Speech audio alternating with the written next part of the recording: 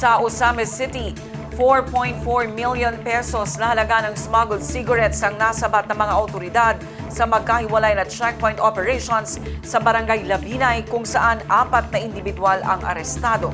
Ang blotter sa report. Arestado ng otoridad si alias Aljun, 37 years old, kasama si alias Andrew, 27 years old, kapwa-residente ng Ipil, Zamboanga, Sibugay. Sa inspeksyon, nadiskubre ang iba't ibang kahon ng hininalang smuggled cigarettes na may kabuang halagang humigit kumulang 2.6 million pesos.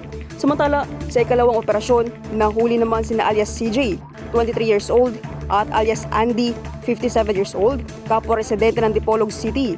Nasamsa mula sa kanila ang 47 boxes ng sigarilyo na nagkakahalaga ng tinatayang 1.88 million pesos.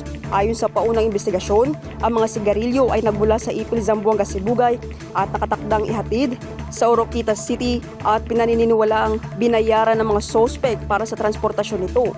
Ang mga nakumpisang ebidensya ay dinala sa Osamis City Police Station at iti-turn over sa Bureau of Customs para sa kaukulang disposisyon. Nahaharap ang mga sospek sa kasong paglabag sa Republic Act 10643 o ang Graphic Health Warnings Law. Naphtali Velarde, iMinds, Philippines.